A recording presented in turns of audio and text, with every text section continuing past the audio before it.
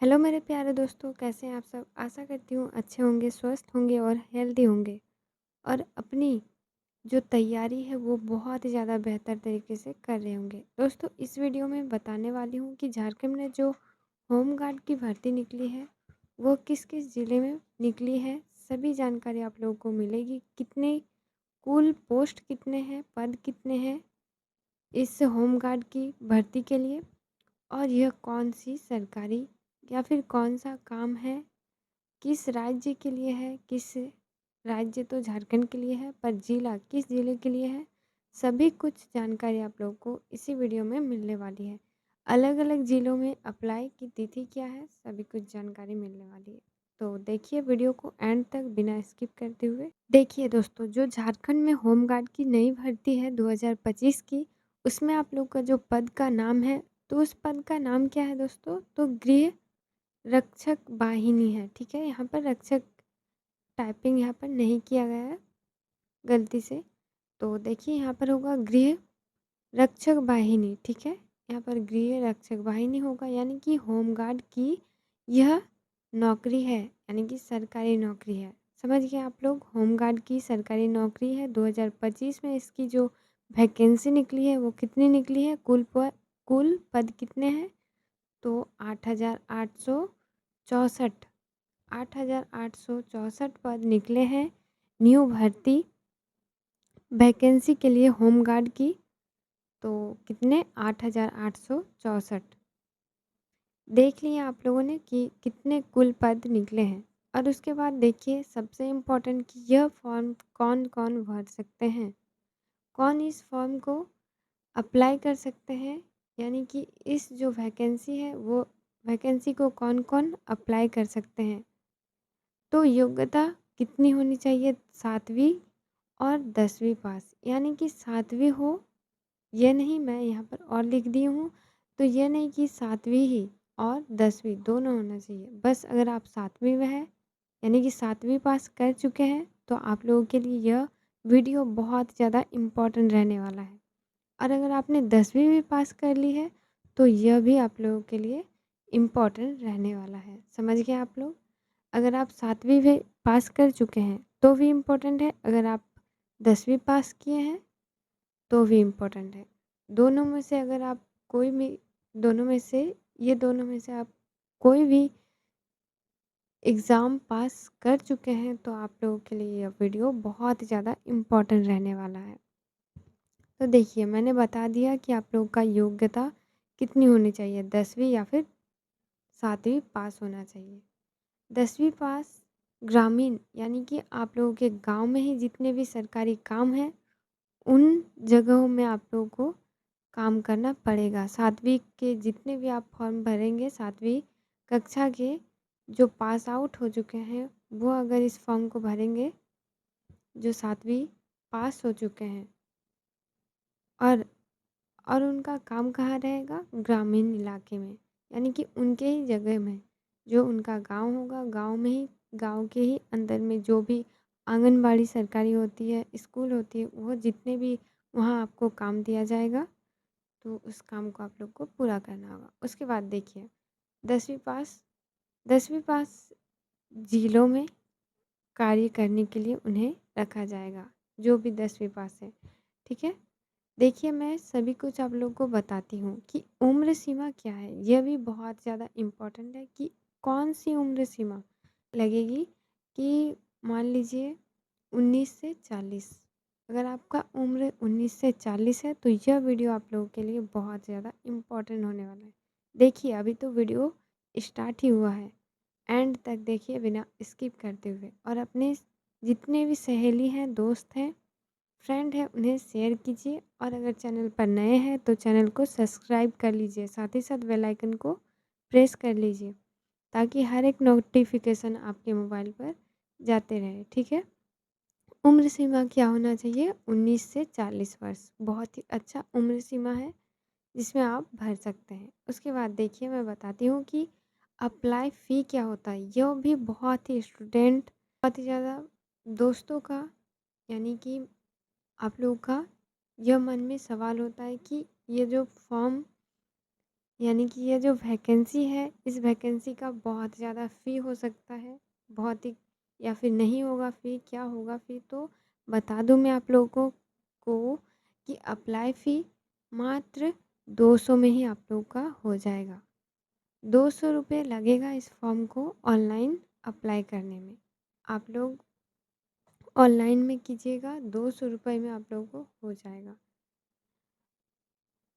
उसके बाद देखिए भर्ती के लिए जाँच। क्या-क्या, अगर आप इस वैकेंसी होमगार्ड की वैकेंसी भरते हैं तो आप लोगों का क्या-क्या जाँच होगा? तो पहला आप लोगों का होगा फिज़िकल जाँच। क्या होगा? फिज़िकल जाँच होगा। उसके बाद दूसरा होगा मेडिकल जाँच। उसके बाद तीसरा होगा तकनीकी क्षमता। उसके बाद होगा हिंदी लेखन क्षमता, ठीक है? हिंदी लेखन की क्षमता होगा कि आप पढ़ने जानते हैं या बोलने जानते हैं या नहीं हिंदी में। तो यह सारे आप लोगों का जाँच होगा। उसके बाद देखिए और भी दिखाती हूँ मैं। उसके बाद 5वाँ में है मेधावी सूची, यानी कि मेरिट लिस्ट, ठीक है? उसके बाद 6 नंबर है बुनियादी प्रशिक्षण, ठीक है? बुनियादी प्रशिक्षण में क्या होगा? आप लोग उसके बाद देखिए होमगार्ड का जो क्या काम होता है, ये फॉर्म तो आप भरेंगे पर आप लोगों को यह भी तो पता होना चाहिए कि इसमें काम क्या होता है। यह भी आप लोगों के मन में सवाल होते हैं, सभी के मन में होते हैं कि यह जो फॉर्म मैं भरी हूँ, वैकेंसी जो मैं भरने वाली हूँ, तो इस वैकेंसी को भरने के बाद मुझे क्या काम करना पड़ेगा? यह भी आप लोगों के मन में सवाल होते हैं। तो देखिए, इस होमगार्ड की जो काम होती है वो होती है सरकारी ऑफ़िस, सरकारी आवास, कोर्ट, जज आवास, बैंक, अस्पताल, ज़रूरत के अनुसार सभी सरकारी आवासों भवनों में काम करना।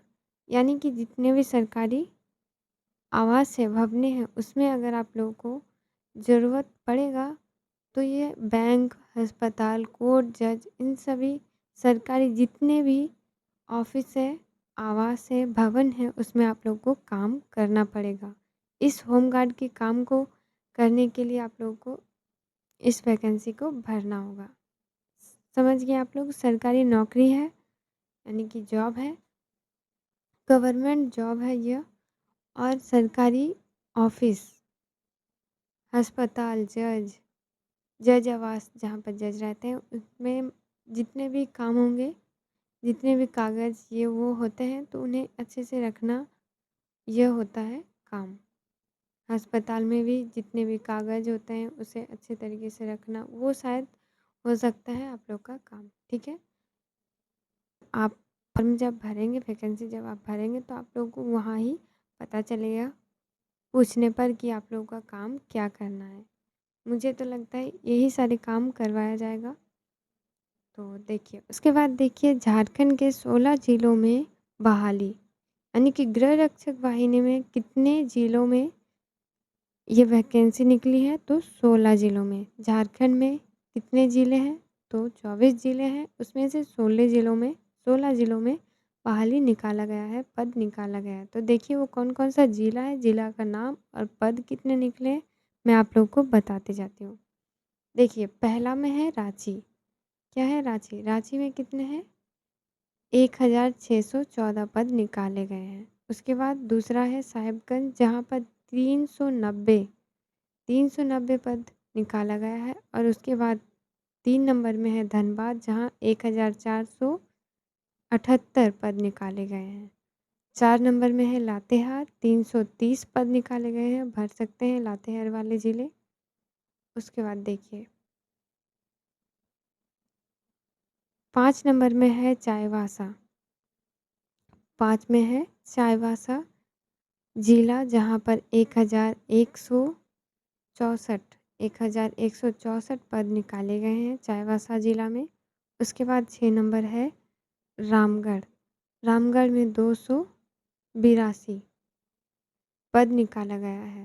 अब उसके बाद देखिए 7 में दिया हुआ है गिरिडीह, गिरिडीह जो ज़िला है उसमें 708 पद निकाले गए हैं, और जामताड़ा में भी 275 275 पद निकाला गया है। जो भी जामताड़ा, रामगढ़, चाईबासा, गिरिडीह के हैं, ये जो 16 ज़िला दिया गया है, अगर आप उसमें से एक भी ज़िले से आते हैं तो कमेंट में ज़रूर बताइएगा कि आप कौन से ज़िले के ज़िले से इस वीडियो को देख रहे हैं। जितना भी यहाँ पर आप 16 ज़िला देख रहे हैं, आप जिस ज़िले से हैं कमेंट में ज़रूर बताइएगा कि हाँ, मैं इस ज़िले से हूँ।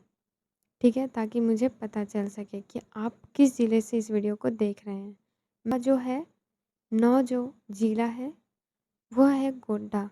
गोड्डा में कितने निकाले गए हैं? गोड्डा में 543 पद निकाले गए हैं। 543 पद निकाले गए हैं गोड्डा में। उसके बाद पाकुड़ में निकाला गया है 240 पद। 240 पद पाकुड़ में, और उसके बाद सिमडेगा में 520 पद निकाला गया है सिमडेगा। ठीक है? उसके बाद 12 नंबर में कौन-सा ज़िला है? गुमला, जिसमें 178 पद निकाला गया है। 178 आप भर सकते हैं। उसके बाद देखिए 13 में है सरायकेला, जहाँ पर 446 पद निकाला गया है, भर सकते हैं। और 14 में है लोहरदगा, 14 में है लोहरदगा, जहाँ पर 150 पद निकाला गया है। उसके बाद है हजारीबाग ज़िला, जो भी हजारीबाग ज़िले से हैं वह 431 पद वहाँ पर निकाला गया है। उसके बाद है खूंटी, जहाँ पर लास्ट है 16 खूंटी ज़िला, जहाँ पर 115 पद निकाला गया है।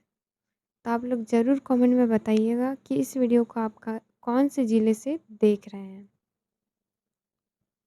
देखिए उसके बाद गृह रक्षक वाहिनी झारखंड के 16 ज़िलों में बहाली, लड़की या लड़का दोनों के लिए।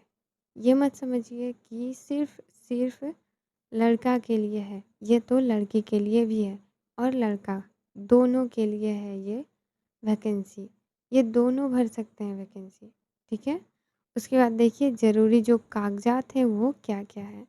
तो पहला जो ज़रूरी कागज़ात है वो लगेगा आप लोगों का अपना जाति प्रमाण पत्र। क्या लगेगा? जाति प्रमाण पत्र। पहला यह बहुत ज़्यादा इम्पोर्टेंट है, सभी अगर आप लोगों ने नहीं बनाया तो बना लीजिएगा ज़्यादा, क्योंकि इसमें बहुत ज़िलों में तो देर होता है, बहुत ज़िलों में फट से हो भी जाता है, बन भी जाता है, जाति हो, प्रमाण हो या फिर आय हो। ये तीनों बहुत ज़्यादा इम्पोर्टेंट होता है, तो आप लोग ज़रूर से ज़रूर बनवा लीजिएगा। अपना-अपना ये तीनों कागज़ात बहुत ज़्यादा इम्पोर्टेंट है, ठीक है? बता दिया कि ये कितना ज़्यादा इम्पोर्टेंट है।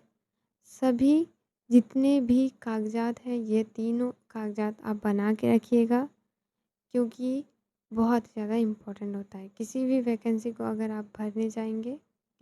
आप वैकेंसी को भरने जाएँगे तो ये सारे कागज़ात होते हैं, उसे माँगा ही जाता है। तो आप लोग बना के रखिएगा ताकि आप लोगों के भविष्य के लिए ज़रूरत पड़ सकता है।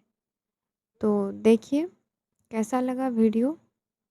अगर वीडियो थोड़ा-सा भी हेल्पफुल रहा होगा तो वीडियो को लाइक कीजिए, शेयर कर दीजिए और सब्सक्राइब करना ना भूलें, और साथ ही साथ बेल आइकन को प्रेस कर लीजिए। तो चलिए मिलते हैं नेक्स्ट वीडियो में। कैसा लगा वीडियो वो भी कमेंट में ज़रूर से ज़रूर बताइएगा, और अगर कुछ भी डाउट हो तो आप पूछ सकते हैं कमेंट बॉक्स में। मैं आपका डाउट को क्लियर करने का ज़रूर से ज़रूर कोशिश करूँगी, ठीक है? मिलते हैं नेक्स्ट वीडियो में। Bye bye.